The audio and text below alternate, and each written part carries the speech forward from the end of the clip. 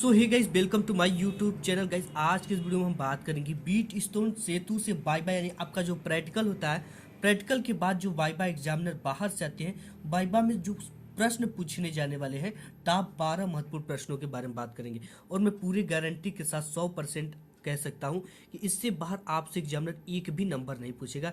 ये एग्जामिनर द्वारा बताए गए सभी प्रश्न मैं लिया हूं, ठीक है। उन्होंने बताया कि इसके अलावा मैं आज तक कोई भी प्रश्न इससे बाहर नहीं पूछा हूं। तो सबसे पहला जो क्वेश्चन, आप अगर एग्जामिनर को अपने चार्ट दोगे और उस चार्ट में आपने बीट स्टोन सेतु बनाया है, चार्ट देते ही एग्जामिनर ये पूछेगा कि बीट स्टोन सेतु किसे कहा जाता है, ठीक है।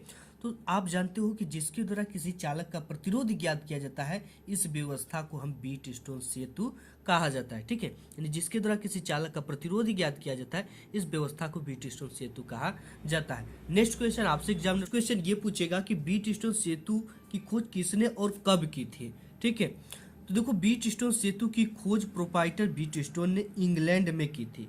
कब की थी? प्रोप्राइटर बीट स्टोन ने इंग्लैंड में की थी, ठीक है। और इसने किस सन में किया था, आपको ये कमेंट बॉक्स में कमेंट करके बता देना है। इसके बाद नेक्स्ट क्वेश्चन है कि गैल्वेनोमीटर में विक्षेप कब नहीं उत्पन्न होता। आपने बीट स्टोन देखा होगा, जैसे आप इमेज में देख सकते हो, गैल्वेनोमीटर में विक्षेप कब नहीं उत्पन्न होता है, ठीक है। जब बीट स्टोन सेतु संतुलित अवस्था में होती है, तब उसमें विक्षेप उत्पन्न नहीं होता है, ठीक है। और इसके बाद जो नेक्स्ट एग्जामिनर आपसे क्वेश्चन पूछेगा, वो पूछेगा कि बीट स्टोन सेतु का उपयोग किस कार्य के लिए किया जाता है, ठीक है। तो जो बीट स्टोन सेतु का उपयोग किया जाता है, वो अज्ञात प्रतिरोध को ज्ञात करने के लिए किया जाता है, ठीक है। इसके बाद नेक्स्ट क्वेश्चन आपसे एग्जामिनर ये करेगा कि बीट स्टोन सेतु में कौन सी भुजाएं संयुग्मी भुजाएं होती हैं, ठीक है। जो बीट स्टोन सेतु होता है, ये एक क्या होता है, चतुर्भुज होता है, ठीक है। इस तरह का चतुर्भुज होता है जिसमें 4 प्रतिरोध लगे होते हैं। यहाँ पे इस तरह से लगे होते हैं, यहाँ पे लगे होते हैं, यहाँ पे लगे होते हैं, यहाँ पे लगे होते हैं, ठीक है। तो ये एक विकर्ण हो गया आपका बी डी, ठीक है। जैसे इसका नाम दे ए, इसका नाम दे बी, इसका सी, इसका डी। तो यहाँ पे ये बी डी क्या हो गया, एक संयुग्मी भुजा हो गया। बी डी विकर्ण है, ये एक संयुग्मी भुजा।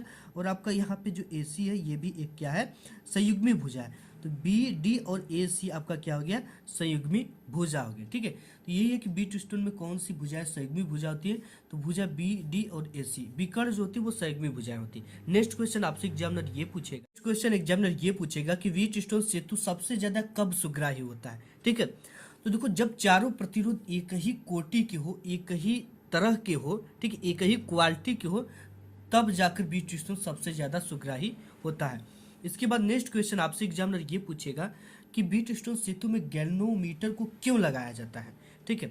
तो धारामापी गैल्वेनोमीटर क्या करता है, धारा को मापने का काम करता है, ठीक है। यानी कि धारा में विक्षेप के मापने के लिए गैल्वेनोमीटर लगाया जाता है बीट स्टोन सेतु में। कि तो ये आप सिंपली ये कहोगे कि गैल्वेनोमीटर में ये बीट स्टोन सेतु में गैल्वेनोमीटर क्यों लगाया जाता है, तो विक्षेप को, धारा के विक्षेप को मापने के लिए। नेक्स्ट आपसे एग्जामिनर ये क्वेश्चन पूछेगा कि गैल्वेनोमीटर जी से क्या मापा जाता है। तो गैल्वेनोमीटर जो जी होता है, इससे धारा को मापा जाता है। नेक्स्ट जो क्वेश्चन आपसे एग्जामिनर ये पूछेगा कि बीट स्टोन सेतु को संतुलित कब कहा जाता है, ठीक है।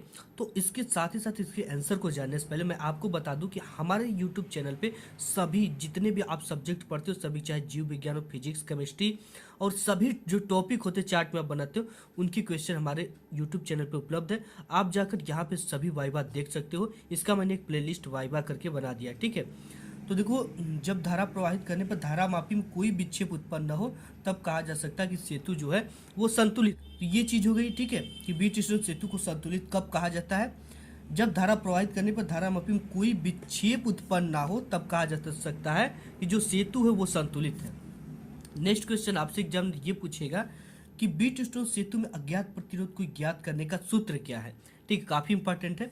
तो देखो, अज्ञात सूत्र, अगर देखो इसमें से आपको पी ज्ञात है, आर ज्ञात है, क्यू है, ज्ञात है, ये सब चीजें। अगर यस को अज्ञात है, तो इसे ज्ञात करने के लिए ये सूत्र का प्रयोग किया जाता है, यानी P by Q equal R by S सूत्र का प्रयोग किया जाता है। आपसे ये भी एग्जामिनर पूछ सकता है कि बीट स्टोन सेतु का सूत्र आप बताओ, तो आपको यही P by Q equal R by S बता देना है। नेक्स्ट क्वेश्चन आपसे एग्जामिनर ये पूछेगा कि बीट स्टोन सेतु में चारों प्रतिरोधों को किस क्रम में जोड़ा जाता है, ठीक है। आपने देखा कि यहाँ पे इस तरह से कर 4 प्रतिरोध लगे थे। तो ये पूछ रहा है कि इन जो प्रतिरोध यहाँ पे लगे गए हैं, पी क्यू आर एस, ठीक है, पी क्यू आर एस, ठीक, ये किस क्रम में लगे गए। तो ये जो जोड़ा गया प्रतिरोध को, वो श्रेणी क्रम में जोड़ा गया है, ठीक है। इसके बाद नेक्स्ट क्वेश्चन कि आपने, ये एग्जामिनर जरूर पूछता है कि आपने अभी तक अरिहंत लेक्चरर यूट्यूब चैनल को सब्सक्राइब किया कि नहीं किया। तो आज की इस वीडियो में बस इतना ही, मिलूंगा एक नेक्स्ट वीडियो, तब तक के लिए धन्यवाद।